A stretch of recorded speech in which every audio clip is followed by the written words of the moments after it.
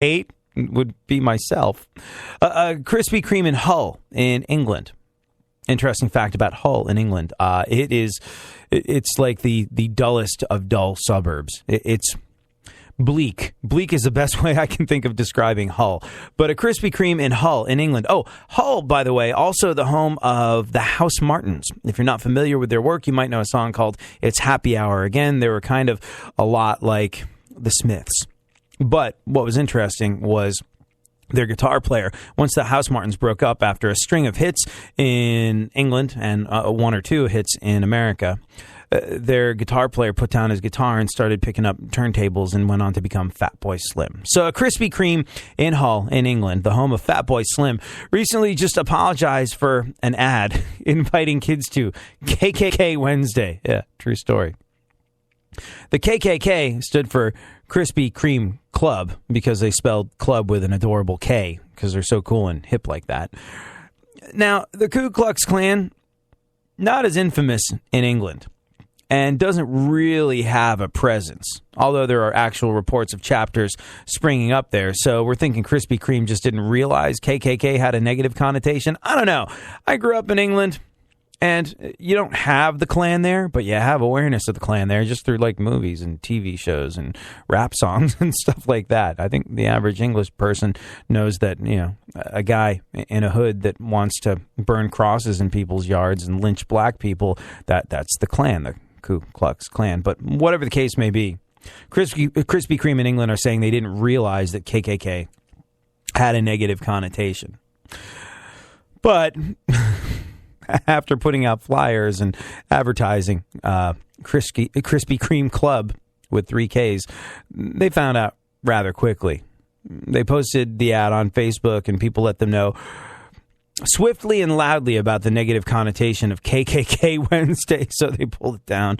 They apologized. They say they're changing the name of the club to what we're not necessarily sure. We judge. I've lived in New York my whole life, but people, they always just like assume I'm from the Midwest. I've got that look about me, right? It looks like I've milked something recently, right? On the subway, I'm telling you all the time, people are always like, are you lost? I'm like, no. They're like, are you Amish? I'm like, no. I just like wearing this bonnet. Like, why are you... It's my fault I look dope in a bonnet? I don't think so. People think I'm shallow, but I'm not. Like the guy I'm actually dating right now, he isn't even good looking.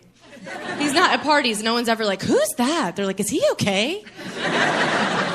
Should we call someone? I'm like, no, that's his face. That's his head. But I've just never cared about stuff like that. You know, looks, who cares, right? And he's so rich that doesn't really come up. But no. He's cute, he is. He looks like one of the guys from The Hills, have eyes. Thank you so much. Some poor dude is listening to Nickelback for 168 hours straight for charity. Obviously, you'd have to be a man to do that for no reason, so clearly this guy isn't totally crazy. He's doing it for charity. Jesse Carey began listening to Nickelback's entire catalog on repeat Monday. He'll continue through Sunday. That's one entire week. He set up a fundraising page to go along with the stunt, and he's raised over $17,000 for Charity Water, which is a nonprofit. It provides clean and safe drinking water to people in developing nations. Jesse calls this marathon, quote, the ultimate test of human endurance. He also claims to have consulted several doctors who told him that listening to this much Nickelback, listening to this much Nickelback could cause, and this is from doctors, irreversible damage to his ears, brain, kidneys, and soul. Obviously, he's playing around a little. No one would need to consult several doctors to know that an overdose of Nickelback can kill you, but you can follow along with the marathon on Jesse's Twitter feed, twitter.com/Jesse, Jesse Jesse Carey. We salute him. Wow.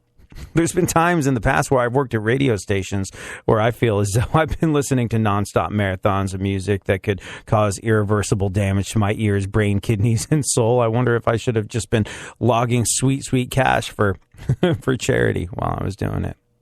I don't know. I do know this, though. A-Rod is finally apologizing to baseball fans. If you're like me, you think it's kind of sort of too late. He's become one of the most unlikable baseball players in recent years. Alex Rodriguez, mostly because he got caught juicing for the second time.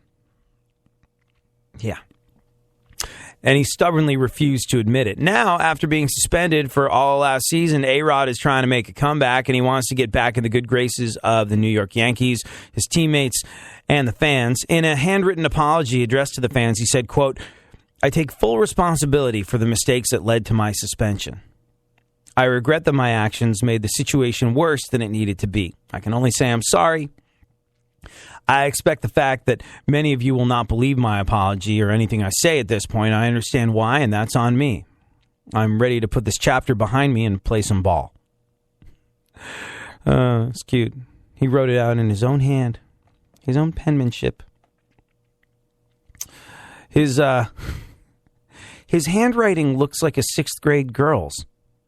It's interesting. I don't know. I don't know that the handwritten letter was, after seeing his penmanship, I don't know that the handwritten letter was the best way to regain people's trust and or respect. And he did it on paper without lines on it, so it's all crooked and stuff. Remember when you were a kid and you had to take notes and you thought you were going to keep things straight and you couldn't? It always wound up being wobbly. Yeah. Can't the Yankees just get rid of him? They still owe him over $60 million. He cheated, got suspended, and he's going to collect $60 million from the Yankees. I think we found the lesson here, kids. The lesson here is immediately, post-haste, inject steroids into your ass. Every day you're going and working, running that rat race at that pace and that place will leave a bad taste for anyone, everyone working day after day. So buddy, I gotta say, for you, there's gotta be a better way, yeah. And you do what they told ya, company man, foolish, a mindless little soldier. How can you live like that and maintain your composure? Before it's begun, your life's already freaking over. Yeah, I do what I want, when I want, how I want. Yeah, I do what I want, when I want, how I want. This is my United States of whatever. Picture me giving a damn, I said never. Yeah, I do what I want, when I want, how I want. I won't be owned or controlled, and I won't sell my soul and my goals for a steady piece of the payroll. All that glitters is a gold, I can't be bought or sold, and your penny's paycheck isn't worth what you sold. So fuck you, I won't do what you tell me. I'm not your drone worker, I'm fucking AV Roundtree, smartest guy in the room at all time, which is why I will do what I want, and I will always stay fly. Yeah, I do what I want, when I want, how I want. Yeah, I do what I want, when I want, how I want. This is my United States of whatever. Picture me giving a damn, I said never. Yeah, I do what I want, when I want, how I want. And you do what they told ya. And you do what they told ya. And you do what they told ya. And you do what they told ya. Fuck you, I won't do what you tell me. Fuck you, I won't do what you tell me. Fuck you, I won't do what you tell me. Fuck you, I won't do what you tell me. Yeah, I do what I want, when I want, how I want. Yeah, I do what I want, when I want, how I want. This is my United States of whatever. Picture me giving a damn, I said never. Yeah, I do what I want, when I want, how I want.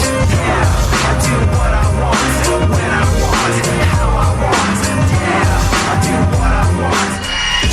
Delivering fascinating subjects, interesting talk, and boobs and fart jokes. AD on iHeartRadio. Yeah, oh, let's go. Talking that mess, better act like you know.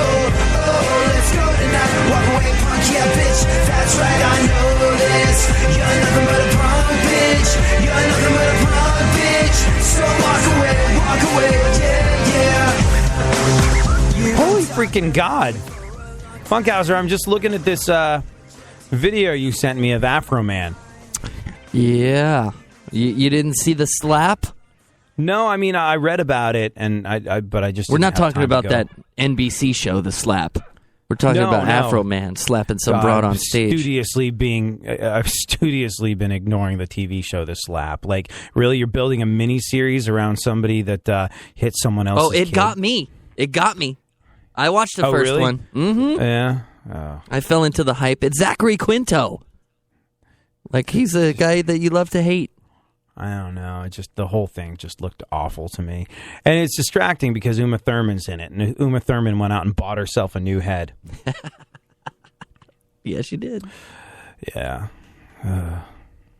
This video of Afro Man, like, first and foremost, Afro Man's on stage playing a guitar. Didn't know he actually played a guitar. Didn't know Afro Man could still go out and play. And it looks like there's kind of a crowd there. But, yeah, a girl gets up on stage and she's sort of like dancing, really not doing anything in any way, shape, or form threatening. Her butt is being rubbed against him in a rather spring breaky sort of way. And he hauls off and punches her. And like really, man, there's no getting out of this one. I mean, she was on stage and she shouldn't have been, or she didn't have permission to be. But like, he hauls off and beats the living snot out of her. One punch, KO, and it flings her back into the drum riser that's on the stage, and it looks like she hits her head on the corner of it. Like, I'm guessing he did some real damage, and he beat the living crap out of her. What's interesting, though, is he's playing, and then all of a sudden he becomes aware of her. I don't necessarily think he realized that it was a girl dancing on him. It's just out of the corner of his eye. He saw somebody on stage and went, oh, crap, and punched it. It, meaning whoever the hell it was, as opposed to realizing that it was just a girl. I wonder if he was just, well, his hit song is 'Cause I Got High. I wonder if he's a certain amount of paranoid, and when he just saw something out of the corner of the eye, he's like, what the hell is that? And he hauled off and socked it. The video is not long enough to see if he has any kind of regret after he realizes that he's punched out a 20-something girl doing a spring break dance. Right afterwards, her boyfriend gets on stage, and her boyfriend's like, 1/3 the size of Afro Man. And Afro Man's like, what are you going to do? And he's like, I ain't here for you, man. I'm here for my girlfriend. Goes, picks up the girlfriend. And then the video ends. I guess the cops busted him and arrested him. And he had to pay like $300 bail or something. Yeah, the video is pretty compelling. Not compelling, it's pretty damning is what it is. He hauled off and he socked this broad really, really hard. And admittedly, she didn't have permission to be on stage, I'm guessing. But nevertheless, it's not a good look to be caught on camera and go viral punching a girl directly in the face. You know what else isn't a good look? Being Pat Robertson. Pat Robertson still brings it crazy. Robertson's co-host read a viewer's question to him the other day, and the question was this. This is Cynthia, who says, my daughter is pregnant with her first child, my first grandchild, and obviously there is a lot of rejoicing and excitement. Young parents now regularly post fetal ultrasound photos as their Facebook photo. From a spiritual point of view, is there any harm to doing this? Yeah, sure, that's what you want to do. You want to go to Pat Robertson for advice. You're already just so far beyond help. If you're the type of person that writes into the Pat Robertson show and the 700 Club, then clearly you deserve to die. You deserve whatever's coming to you. And what Pat Robertson says is coming to you is, well, he said, I don't think there's any harm in it, but I'll tell you, there are demons and there are evil people in the world. And you post a picture like that, and some cultist gets a hold of it, or a coven of witches, and they begin muttering curses against this unborn child, I just don't think that this business, posting this most intimate part of your body on Facebook, I just can't say that it's abhorrent. It isn't unnecessary. This is Pat Robertson speak. This is his grammatical error, not mine. I just can't say it to me is abhorrent, but it isn't unnecessary, unbiblical. It's just abhorrent. So, yeah, you're worried that witches are going to curse your unborn baby because Pat Robertson says so. Why does Pat Robertson say stuff like this? Well, for the same reason that Pat Robertson said that fighting climate change will destroy America. I'm not one of those sort of like tree-hugging, tofu sprout-eating hippies that... look, I think Earth wins. Earth was here before us, Earth will be here after us. If we want to protect the environment, we're doing it for ourselves. This whole idea of save Mother Earth, Mother Earth will be just fine. We're a germ that got off a slide. We're a slightly more successful germ than the other germs that have existed on this planet. And when we're gone, when we've burned through whatever resources this Earth has to offer us,